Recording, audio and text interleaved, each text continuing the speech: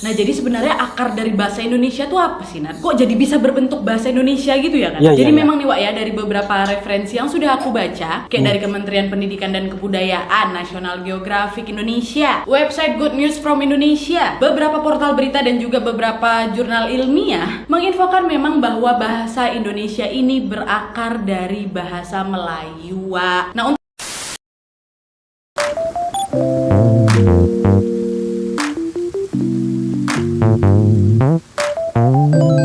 Halo guys, assalamualaikum warahmatullahi wabarakatuh dan salam sejahtera. Welcome back to my YouTube channel guys.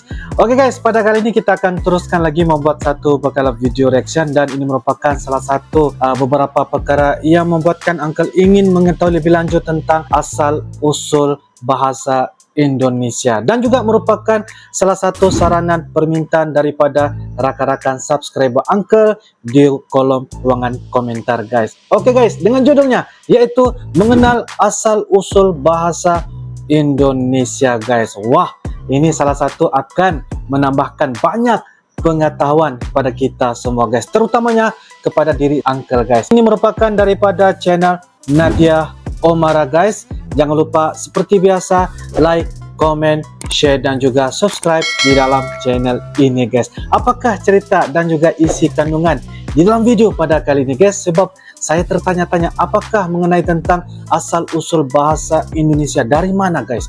Dari mana? Mungkin video ini agak panjang sedikit guys ya, durasi dalam lebih kurang 30 menit. Sambil-sambil itu kita ngopi-ngopi guys. Tanpa basa-basi guys, ayo kita sama-sama nonton di dalam video pada kali ini guys. Yuk guys. Oke guys, dengan kiraan 3, 2, dan 1 guys. perkedel dari bahasa Belanda, Wak. Perkedel. Kan? Serius? Iya, dari bahasa Belanda perkedel itu. Mungkin karena dari bahasa olahan Belanda. kentang kali. Orang sana kan makannya kentang ya kan. Mashed potato itu mungkin disebutnya perkedel. Kita mau perkedel ya kan. Hai, wassalamualaikum warahmatullahi wabarakatuh. Terima kasih sudah klik video ini. Oke, Wak, jadi di hari Selasa ini Nadia akan kembali membawakan sebuah kisah dari asal usul bahasa Indonesia. Betul sekali, berangkat dari videoku kemarin soal asal usul bangsa Indonesia. Banyak sekali Wak di sini langsung request, "Wah, bahas asal usul bahasa Indonesia." Kemarin itu memang pengen aku masukin di sana, Wak, tapi panjang kali nanti. Memang sengaja nih aku pisahkan aja biar lebih spesial aja gitu, Wak. Ya, biar rasanya kayak kurang afdol lah gitu ya kan. Udah bahas asal usul bangsa Indonesia, tidak kita sandingkan dengan asal usul bahasanya juga. Pasti pernah nggak sih kalian tuh berpikir dari mana sih sebenarnya asal usul bahasa yang kita gunakan sehari-hari ini ya kan? Dari mana guys? Dari mana? Itu menurut apa yang dia bicara guys. Walaupun dalam keadaan agak laju sedikit berbicara, tapi Uncle dapat juga ya serba sedikit, dikit-dikit coba memahami apa yang disampaikan guys. Oke guys, siap, kita lanjut. Dan sejak kapan pula bahasa Indonesia itu disahkan dan menjadi bahasa resmi negara kita? Memang pas aku baca-baca nih referensi yang udah aku kumpulkan, emang menarik dan panjang kali sejarahnya, Wak. So, di video kali ini aku akan mencoba nih ya menjelaskan informasi yang sudah berhasil aku rangkum ke kalian ya. Dan seperti biasanya aku disclaimer dari awal dulu nih, kalau memang aku ini bukan ahli dalam bidang sejarah, Wak. Informasi-informasi yang aku kumpulkan juga sebisa mungkin aku double check, bahkan ada yang di triple check nih tentang kebenarannya. Nah, untuk yang mungkin ada ngambil jurusan sastra Indonesia atau tentang sejarah Indonesia gitu, welcome sekali untuk bisa koreksi dan nambahin informasi yang akan aku sampaikan ini, Wak, ya. Jadi tanpa berlama-lama langsung aja kita mulai ke ceritanya. Check it out. Asal muasal bahasa Indonesia. Nah, jadi sebenarnya akar dari bahasa Indonesia tuh apa sih, Nat? Kok jadi bisa berbentuk bahasa Indonesia gitu ya kan? Jadi memang nih, Wak, ya, dari beberapa referensi yang sudah aku baca, kayak dari Kementerian Pendidikan dan Kebudayaan, National Geographic Indonesia, website Good News from Indonesia, beberapa portal berita dan juga beberapa jurnal ilmiah menginfokan memang bahwa bahasa Indonesia ini berakar dari bahasa Melayu, Wak. Nah, untuk bahasa Indonesia berakar dari bahasa Melayu guys.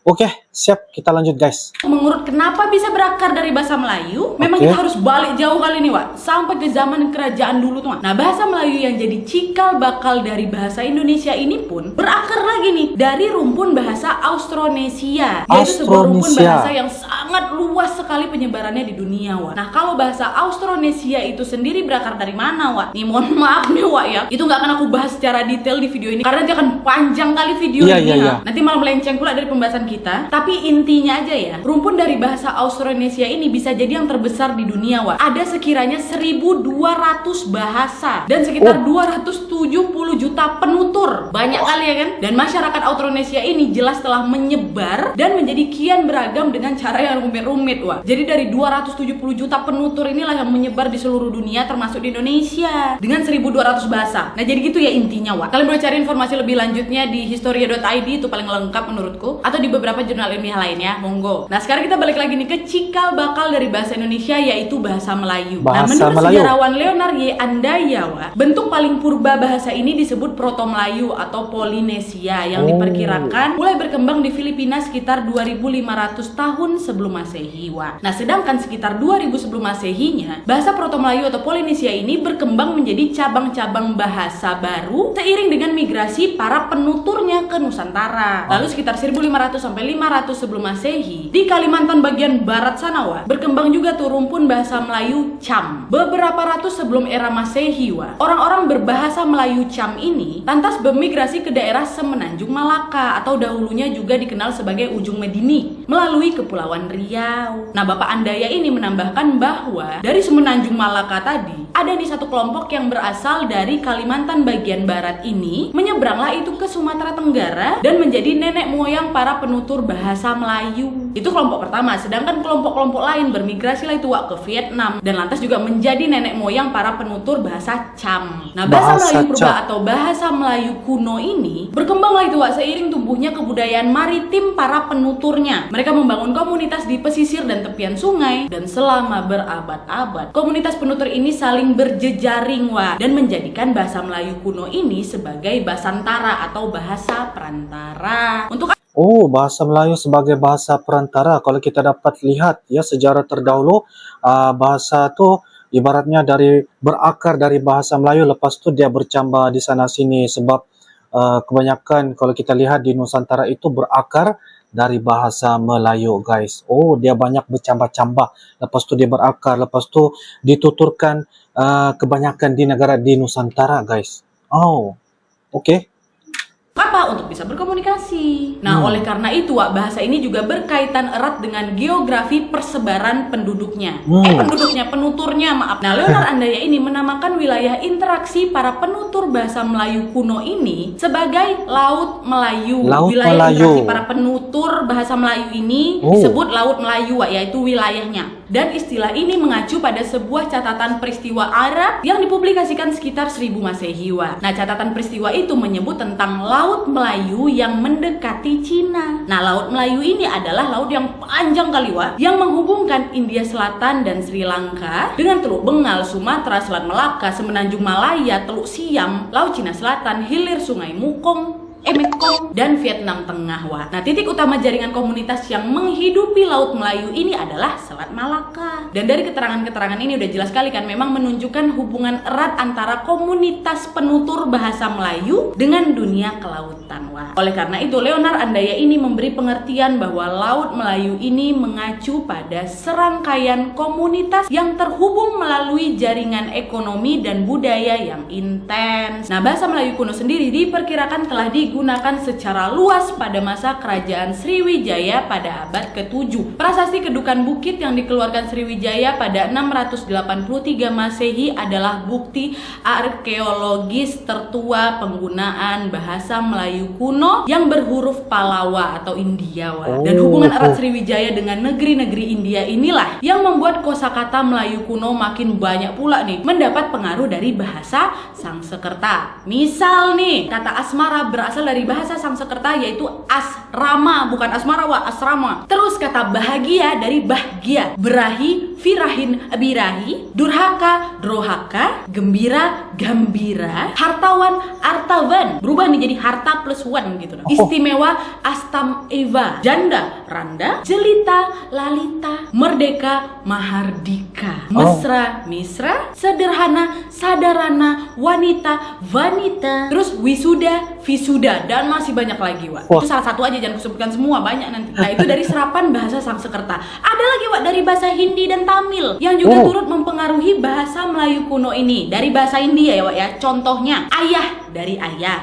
bangsal dari bansal, bendi dari bindi, candu juga, celana kolna, duhai gusar gusa, padi pulau roti setan gitu, Wak. Topi juga, ucar. Nah itu contoh bahasa Timil Hindi. Sedangkan bahasa Tamilnya, Wak ya, contohnya andai, antai, badai, fatai, banci, faici, belenggu, filangku, cerutu, dendam, danda, gembala, gopalan, kedelai, katalai, materai, mutirai, dan lain-lain ya, Wak. Selain itu pernah juga ada seorang musafir Cina bernama Ising yang pernah berkunjung ke Sriwijaya, Wak. Beliau menyatakan bahwa di Sriwijaya ada bahasa yang bernama Kunlun yang berdampingan dengan Sanskerta. Nah, yang dimaksud Kunlun ini, Wak, adalah lingua franca atau bahasa pengantar atau juga bahasa pergaulan gitu di Kepulauan Nusantara ini, yaitu bahasa Melayu. Dan Ising juga menambahkan bahwa bahasa Kunlun atau bahasa Melayu ini dipakai untuk keperluan sosial, politik, dan juga sebagai bahasa pengantar untuk mempelajari bahasa Sanskerta dan agama Buddha, Wak. Nah, pedagang-pedagang Melayu yang berkeliling di Nusantara ini pun memakai bahasa Melayu ini sebagai lingua francanya mereka. Dan menurut Jajat Burhanuddin, seorang dosen Fakultas Adab dan Humaniora UIN Syarif Hidayatullah, bahasa Melayu ini kian mapan sebagai lingua franca di kawasan Asia Tenggara pada masa Kesultanan Samudra Pasai di abad ke-14, Wak. Ketika Sriwijaya udah mulai meredupnya, Samudra Pasai ini tumbuh sebagai kota dagang baru di bagian utaranya Selat Malaka. Dan pada era Samudra Pasai ini, Wak, bahasa Melayu kian berkembang dengan menyerap pengaruh bahasa mitra dagangnya, yakni seperti Arab sama Persia. Kalau nggak ada bahasa, kayak mana mau jualan ya kan? Sementara mitra dagangnya yaitu dari negara-negara luar, khususnya Arab dan Persia. Kosakata dan konsep-konsep baru yang bernafas Islam ini pun mulailah muncul, Wak. Contoh nih dari kata-kata bahasa Arab yang menjadi bahasa Indonesia kita sekarang, bermula dari kata contoh ya, ajaib dari ajaib, akal, balut,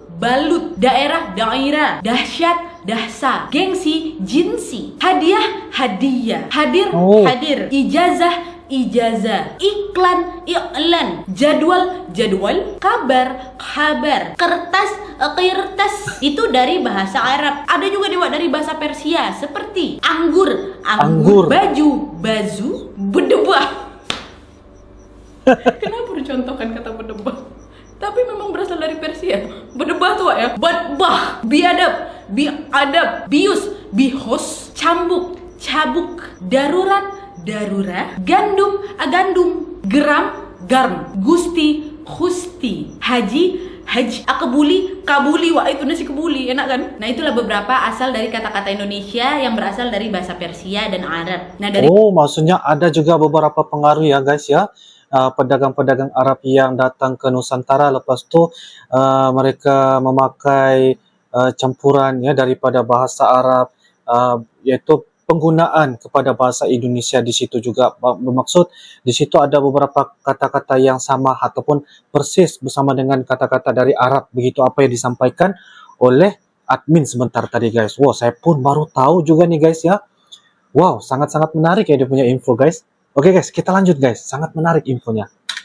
Dari dua bangsa inilah bahasa Melayu kita itu mulai berkembang lagi nih pada masa periode ini. Nah, proses penyerapan dari bahasa Arab ini, Wak, terus berlangsung nih sampai sekarang. Nah, salah satu pengaruh Arab dan Persia ini bisa dilihat pada prasasti Munyatujoh yang mulai menerapkan penanggalan Hijriyah yang sudah menggantikan penanggalan Saka atau kalender yang memang berasal dari India. Dan yang tidak kalah penting pada era Samudra Pasai ini adalah penggunaan huruf Jawi atau Arab yang menggantikan aksara India, Wak. Bahkan ya para penutur di era itu juga menambahkan tanda khusus pada beberapa huruf Arab untuk bisa menyesuaikan dengan bunyi bahasa Melayu. Makanya itulah kita dulu belajar Arab Melayu ya kan. Nah ini. Dan ketika Laut Melayu ini kian sibuk oleh perdagangan internasional pada abad ke-15 sampai abad ke-17, bahasa Melayu ini telah kian mapan sebagai lingua franca. Dan penggunaan penguasaannya sebagai Basantara atau bahasa perantara perdagangan bahkan meluas sampai Kamboja, Vietnam, dan Filipina. Dan saat itu bahasa Melayu tidak lagi hanya menyerap unsur bahasa asing, tapi mulai mempengaruhi pula bahasa lokal di Asia Tenggara. Dan dalam periode inilah ratusan kata-kata Melayu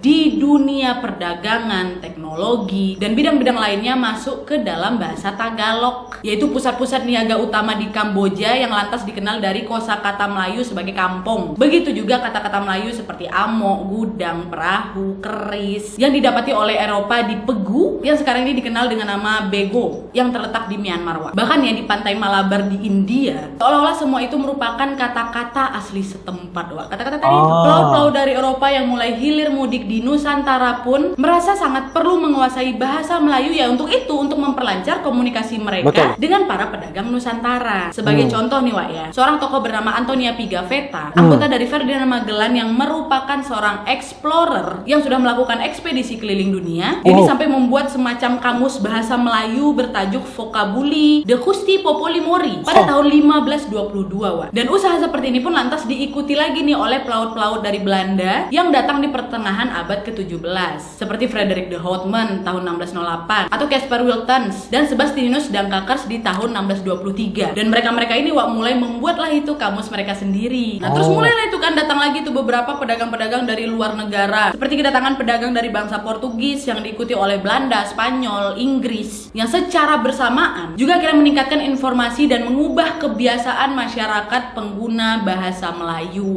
Di mana bahasa Portugis ini juga sebenarnya banyak memperkaya kata-kata dari bahasa Indonesia. Contoh, algojo, algoz, bangku, bangko, bendera, bandeira, boneka, boneka, garpu, garfo, gereja, igreja, gudang, gudau, jendela, janela, kartu, karta, kemeja, kamisa, minggu, domingo. Mantap. Dan terutama yang banyak sekali memberi warna di bidang administrasi, kegiatan resmi, misalnya dalam upacara atau kemiliteran ya, dan teknologi hingga awal ke abad 20. Bahasa apa? Bahasa Belanda. Contoh dari kata aktif, dari aktif, bando, bandu, diet, diet, efektif, efektif, fanatik, fanati, grosir, grosir, harmonis, harmonic, indehoy. Memang dari bahasa Belanda itu indehoy itu. Indehoy. Serius banget dia, sorry. Indekos, indekos, kamar, kamar, losmen, lodgemen, marijuana, marihuana, objektif, objektif, perkedel, perkedel dari bahasa Belanda, perkedel, kan? Serius, iya dari bahasa Belanda perkedel itu. Mungkin bahasa Belanda ya guys. Karena dari olahan kentang kali orang sana kan makannya kentang ya kan. Mashed potato itu mungkin disebutnya frikandel. Kita mah perkedel ya kan. Nah, jadi kata-kata itu memang pinjaman dari bahasa Belanda. Nah sedangkan bahasa yang dipakai pendatang dari Cina juga lambat laun dipakai oleh penutur bahasa Melayu nih ya. Kata-kata Tionghoa yang masuk ini juga biasanya berkaitan dengan perniagaan dan keperluan sehari-hari pastinya. Contoh, angpau, jelas lah angpau. Apa? Apa? Bakia, bakia nih sendal, bakia, bakmi, bahmi, Cina, jangan ke Arab ya. Bahmi, bakpau, bahpau, bakpia, bahpian, bakso, bakso, bakwan. Lapar aku jadinya. Serius lah Nat Oke. Sorry ya maaf. Bakwan, bakwan, bopeng, mopang, cekak, cika, lagi cekak aku cika, cukung, sukong, engkong nih angkong, jelangkung nih seperti yang pernah aku bahas sebelumnya. Cai langkung, kecoa berasal dari kata Cina kasoa. Mantap kan? Itulah penyerapan bahasa Indonesia dari bahasa Tionghoa. Dan pada abad ke-17 bahasa Melayu ini telah berkembanglah itu menjadi serba aneka dialek dan digunakan oleh banyak sekali etnis di Laut Melayu tadi. Nah, variasi dari bahasa Melayu ini menunjukkan kepusparagaman kelompok etnik yang memang menjadikan bahasa ini sebagai basis dari identitas mereka. Raja Ali Haji dari Istana Riau Johor atau pecahan dari Kesultanan Melaka menulis kamus Eka Bahasa, yaitu kamus yang memuat kosakata suatu bahasa yang disusun secara alfabetis untuk bahasa Melayu. Dan sejak saat itu dapat dikatakan bahwa memang bahasa ini adalah bahasa yang full fledged atau yang sudah sepenuhnya berkembang gitu, which is sama tinggi dengan bahasa-bahasa internasional pada masa itu. Karena memang memiliki kaidah dan dokumentasi kata yang terdefinisi dengan jelas ya kan. Dan hingga akhir abad ke-19 nih Wak ya, dapat dikatakan terdapat paling sedikit 2 kelompok bahasa Melayu yang dikenal oleh masyarakat Nusantara Wak, yaitu bahasa Melayu pasar atau bahasa sehari-hari dan tidak baku gitu Wak. Yang kedua bahasa Melayu tinggi, yaitu memang bahasa yang terbatas pemakaiannya tetapi memiliki standar. Namun pada abad ini pula Wak, muncullah itu perubahan sikap terkait penggunaan bahasa Melayu. Dan perubahan ini berkaitan dengan Traktat London atau Perjanjian London yang disepakati oleh kerajaan Inggris dan Belanda pada tahun 1824. Dan berdasarkan perjanjian ini atau traktat ini Belanda ini diakui menguasai kepulauan Indonesia, sementara Inggris memerintah kawasan Semenanjung Malaya dan Singapura. Dan dari pemisahan ini secara tidak langsung ikut juga mempengaruhi perkembangan bahasa Melayu di kawasan Selat Melaka itu. Dan sejak saat itu, 2 pusat kebudayaan Melayu yaitu Kerajaan Riau Lingga dan Kerajaan Johor pun berkembang sendiri-sendiri Wak. Yang mana kemudian bahasa dan kesusastraan Melayu Riau ini dijadikan tulang punggung bahasa Indonesia. Pemerintah kolonial Hindia Belanda pun menyadari bahwa bahasa Melayu tinggi ini dapat dipakai untuk membantu administrasi bagi kalangan pegawai Nusantara karena penguasaan bahasa Belanda mereka yang dinilai lemah. Dan dengan menyandarkan diri di bahasa Melayu tinggi, karena memang telah memiliki kitab-kitab rujukan Wak, sejumlah sarjana Belanda pun mulai terlibat nih dalam pembakuan bahasa. Kemudian promosi bahasa Melayu ini pun dilakukan di sekolah-sekolah dan didukung dengan penerbitan karya sastra dalam bahasa Melayu. Di saat inilah Wak, terbentuknya embrio bahasa Indonesia yang secara perlahan mulai terpisah dari bentuk semula bahasa Melayu Riau Johor itu. Pada tahun 1896, seorang warga negara Belanda yang bernama Charles Adrian van Ophusen ditugaskan oleh pemerintah Belanda untuk bisa menstandarisasikan aksara Latin untuk bahasa Melayu yang dibantu oleh Nawawi Sultan Makmur, yaitu seorang guru dan tokoh pendidik yang berasal dari Minangkabau pada akhir ke-19 dan awal abad ke-20, dan juga Muhammad Taib Sultan Ibrahim yang juga merupakan rekan dari Bapak Nawawi Sultan Makmur tadi. Udah bertiga lah itu kan mereka menstandarisasikan itu bahasa. Dan hasil dari proses ini adalah sebuah buku yang dinamakan Kitab Logat Melayu atau Melajoe tulisannya pada tahun 1901 Wak. Dan buku tersebut kemudian menjadi pedoman tata bahasa yang kemudian dikenal dengan nama Ejaan van Ophusen. Nanti aku bahas soal ejaan-ejaan ini ya. Dan keberadaan dari buku tersebut semakin memantapkan posisi bahasa Melayu Wak. Dan gak cuma itu aja nih ya, Gubernur Belanda pada saat itu Wak juga menetapkan bahasa Melayu sebagai bahasa pengantar di sekolah-sekolah Bumi Putra Wak. Jadi nah, bahasa intervensi pengantar dari pemerintah ini pun semakin kuat dengan dibentuknya Komisi for the Volkstur atau Komisi Bacaan Rakyat atau KBR pada tahun 1908, yang kemudian pada tahun 1917 lembaga ini berubah menjadi Balai Pustaka. Pustaka. Dan pada tahun 1910-nya Wak, komisi ini pun di bawah pimpinan D.A. Ringkes melancarkan program Taman Pustaka dengan membentuk perpustakaan-perpustakaan kecil di berbagai sekolah dan beberapa instansi milik pemerintah Wak. Dan perkembangan program ini pun sangat pesat pastinya. Dalam 2 tahun terakhir aja nih Wak ya, setelah terbentuknya itu sudah berhasil terbentuk 700 perpustakaan Wak. Dan badan penerbit ini pun akhirnya menerbitkanlah itu novel-novel seperti Siti Nurbaya dan Salah Asuhan, novel lama kali itu. Selain itu juga ada buku-buku penuntun bercocok tanam, penuntun memelihara kesehatan, yang tidak sedikit akhirnya membantu penyebaran bahasa Melayu ini di kalangan masyarakat luas. Dan akhirnya setelah meluasnya bahasa Melayu yang menjadi bahasa keseharian ini, pada tahun 1916 Ki Hajar Dewantara, seorang aktivis pergerakan dari kemerdekaan Indonesia pun mengusulkan bahasa Melayu menjadi bahasa persatuan dalam makalahnya yang disampaikan di sebuah acara pengajaran kolonial Den Haag. Dan usul dari Ki Hajar Dewantara itu merupakan bahasa Melayu yang sudah distandarisasi oleh Raja Ali Haji sebelumnya itu. Dan perkembangan selanjutnya ketika gelora semangat kemerdekaan kemerdekaan menggelora di kalangan pemuda di Nusantara. Ketika tercetus keinginan untuk memiliki suatu bahasa yang dapat mempersatukan bangsa, bahasa yang bisa dijadikan jati diri dari bangsa, maka pada Kongres Pemuda 1 pada tahun 1926, Muhammad Yamin, seorang sastrawan, sejarawan, kebudayaan, politikus, dan ahli hukum ini, yang sangat-sangat dihormati dan juga sekarang dikenal sebagai salah satu pahlawan nasional Indonesia, mengusulkan bahasa Melayu menjadi bahasa persatuan bangsa guna bisa memperebutkan kemerdekaan. Tetapi akhirnya kemudian Muhammad Tabrani, salah seorang tokoh Jongjawa, yaitu organisasi kepemudaan dan pemimpin redaksi dari Harian Pemandangan pada periode 1936 dan 1940, mengusulkan perubahan nama bahasa Melayu menjadi bahasa Indonesia. Awalnya kan memang mendisahkan oke nih bahasa Melayu jadi bahasa kita, tapi Bapak Tabrani mengusulkan perubahan, gak usah bahasa Melayu lah, bahasa Indonesia gitu. Karena beliau berpendapat jika tumpah darah memperjuangkan bangsa yang dinamakan Indonesia, maka bahasanya pun harus disebut bahasa Indonesia. Dan dalam tulisannya yang berjudul Bahasa Indonesia, yang membahas tentang pentingnya nama bahasa Indonesia dalam konteks perjuangan bangsa, beliau menutup konteks dalam perjuangan bangsa, sebab itulah dipanggil sebagai ataupun diusul sebagai bahasa Indonesia, guys, sebagai persatuan, sebagai perkara yang menjadi salah satu perjuangan kemerdekaan sewaktu pada masa itu, guys. Tulisan tersebut dengan bunyi, bangsa dan pembaca kita sekalian, bangsa Indonesia belum ada, terbitkanlah bangsa Indonesia itu. Bahasa Indonesia belum ada, terbitkanlah bahasa Indonesia itu. Karena menurut keyakinan kita, kemerdekaan bangsa dan tanah air kita Indonesia ini terutama akan tercapai dengan jalan persatuan anak Indonesia yang antara lain-lain terikat oleh bahasa Indonesia. Dan berangkat dari usulan Tabrani ini, pada Kongres Pemuda kedua, tepatnya pada tanggal 28 Oktober 1928, ditetapkanlah bahasa Indonesia sebagai bahasa persatuan bangsa dengan diikrarkannya apa, Wak? Sumpah Pemuda. Betul, Sumpah Pemuda.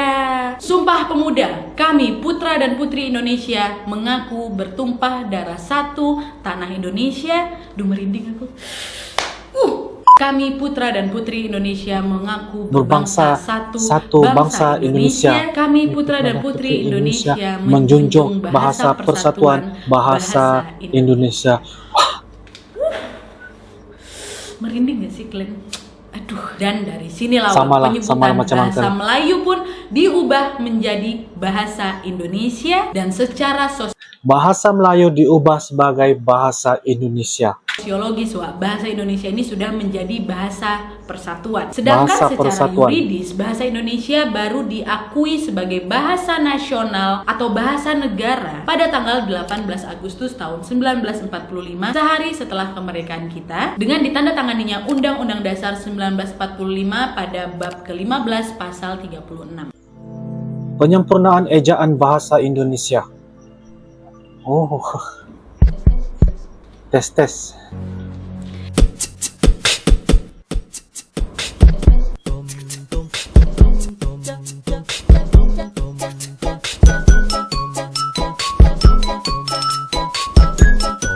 Wah.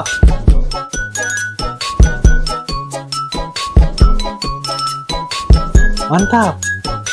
Nah, sekarang kita masuk ke penyempurnaan dari ejaan bahasa Indonesia. Nah, tadi seperti yang kalian lihat dari teks Sumpah Pemuda, putra putri masih poetra, poetri, yang satu jang satoe gitu kan. Jadi gini, Pak, selama bahasa Indonesia ini sudah ditetapkan sebagai bahasa nasional, bahasa Indonesia sendiri sudah mengalami beberapa kali perubahan ejaan, Wak. Dan perubahannya adalah pertama, ejaan pertama, seperti yang sudah kita bahas sebelumnya, Wak, yaitu ejaan Van Ophusen yang berlaku pada tahun 1901 sampai 1947. Terus lanjut lagi nih ke ejaan kedua, yaitu ejaan Republik atau dikenal sebagai ejaan Suwandi yang berlaku pada tahun 1947 sampai 1972. Dilanjutkan lagi dengan ejaan ketiga, yaitu ejaan yang disempurnakan atau EYD yang berlaku pada tahun 1972 sampai 2015. Dan ejaan keempat adalah ejaan Bahasa Indonesia atau EBI yang berlaku dari tahun 2015 sampai sekarang ini. Dan sebenarnya ada juga beberapa pemberitaan yang menginfokan sekarang ada dua perubahan lagi, Wak, yaitu ejaan pembaharuan dan ejaan melindo. Tapi ejaan pembaharuan ini tidak pernah dilaksanakan, sedangkan ejaan melindo ini diurungkan peresmiannya karena perkembangan politik yang sepertinya tidak memungkinkan lah gitu. Nah, gimana sih sebenarnya perubahan ejaan ini, Wak? Nih aku kasih contoh ya. Misal dari kata khusus, KHUSUS. Nah, ejaan pertama atau ejaan Van Ophusen tadi ditulis Khoisus, CHOESOES, Choes gitu. Nah, kalau ejaan Suwandi, ejaan kedua ditulis Chusus, CHUSUS. Sementara ejaan yang disempurnakan barulah itu ditulis KHUSUS, khusus. EBI tetap dia khusus. Contoh lain lagi, Jumat, Wak, Jumat, hari Jumat. Ejaan Van Ophusen ditulis Joem kutip AT, DJOM kutip AT, Jumat. Ejaan Suwandi ditulis pakai D, OE-nya hilang. Jum kutip lagi at, Jumat. Nah, ejaan yang sudah disempurnakan dihilangkan itu D sama kutip atasnya, jadi Jumat, JUMAT. Contoh berikutnya, cucu. Ejaan Van Ophusen ditulis TJOE, Tejoe kalau dibaca. Kalau dibaca sesuai huruf ya, Wak ya. Dulu ya sebutnya cucu juga, tapi tulisannya TJOE, JOE. Terus ejaan Suwandi OE-nya hilang jadi U. Teju. Bacanya tetap cucu. Tulisannya TJU. Terus ejaan yang disempurnakan baru dirapat lagi, TJ jadi C, cucu. Nah, ini terakhir. Yakni. Kalau dari ejaan Van Ophusen ditulis Jakni. Karena Y dulu kan pakai J kan. Ini jadi Jakni, JA kutip NI. Kalau ejaan Suwandi kutip hilang ganti K, JAKNI, Jakni. Terus akhirnya barulah terakhir ejaan yang disempurnakan J ganti Y, YAKNI, yakni. Nah gitu tuh beberapa ejaan-ejaan yang akhirnya sudah disempurnakan sampai ke EBI sekarang. Dan kalau misalnya kalian perhatikan dari tadi kan ejaan kita sekarang yaitu EBI nggak ada banyak perbedaan ya dengan ejaan dari EYD ya kan. Karena memang dua ejaan ini tidak terdapat banyak perbedaan gitu. Perbedaannya hanya terdapat penambahan satu huruf diftong, yaitu huruf EI. Sehingga huruf diftong dalam bahasa Indonesia menjadi 4, yaitu AI, EI, AU, AU, dan OI.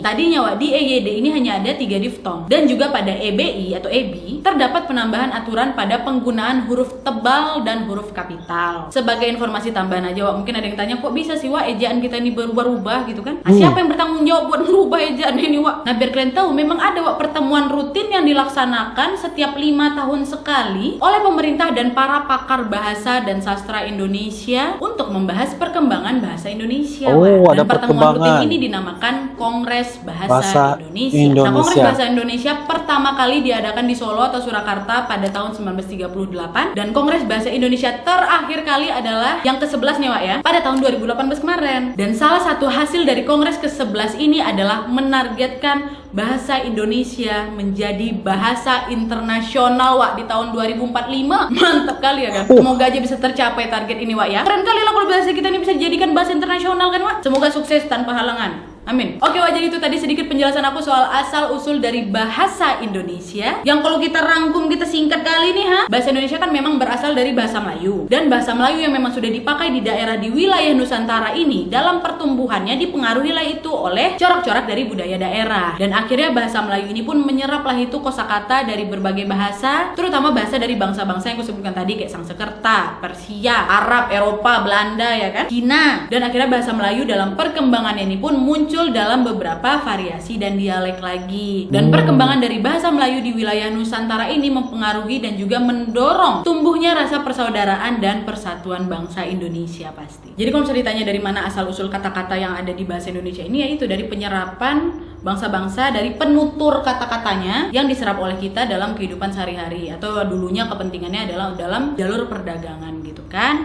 Oke, Wak, jadi itu tadi sedikit cerita tentang sejarah bisa tercetusnya bahasa Indonesia dan gimana perkembangan dari ejaan bahasa Indonesia selama ini ya, Wak ya. Semoga dengan pembahasan aku kali ini kita bisa lebih menghargai negara kita sendiri ya, Wak ya, dan tetap melestarikan bahasa Indonesia yang sudah diperjuangkan sedemikian rupa oleh para pejuang kita. Dan mari kita sama-sama, Wak, dukung usaha pemerintah dan para pakar agar bisa menjadikan bahasa Indonesia ini sebagai bahasa internasional. Amin ya robbal alamin. Dan kali ini aku tahu, setelah aku bahas bahasa, kalian pasti ngelunjak, Kak, asal usul tulisan lah kak, alfabet kok A bentuknya gini, kok B bentuknya gini, ya kan? Ya nggak? Kalian pikir kalian aja penasaran? Aku pun ntar ya sedang di riset. Ada A sampai Z panjang, ya kan? Tunggu nanti next kesempatan aku akan menjelaskan lagi nih. Ini akan berakar nih Wak, dari asal usul bahasa Indonesia. Terus dari Indonesia kan banyak lagi nih suku-sukunya ya kan? Jawa, Minang, Melayu, Dayak, Bugis, pasti bahasanya beda-beda lagi, ya kan? Nanti Wak, kita satu-satu dulu nih, satu-satu. Insya Allah pasti nanti akan aku bahas lagi buat kalian, buat nambah ilmu ya kan? Ya Betul. Ya kan? Menarik, tunggu ya Wak ya. Kita tahu dasar-dasarnya dulu, baru nanti kita menyebar-nyebar lagi nih. Ya kan? Oke Wak, jadi sekian dulu videonya. Terima kasih yang sudah menonton. Kalau kalian suka video ini, klik like-nya. Jangan lupa komen di bawah untuk ide dan saran-saran untuk video selanjutnya. Jangan lupa nyalain notifikasinya supaya kalian tahu kalau aku upload video baru. And as always, jangan lupa untuk klik tombol subscribe supaya kalian sama-sama tahu informasi menarik dan menegangkan dari channel aku. Kawal Nadia 3 juta subscriber tahun ini. Mantap. See you next video Wak. Bye. Wah.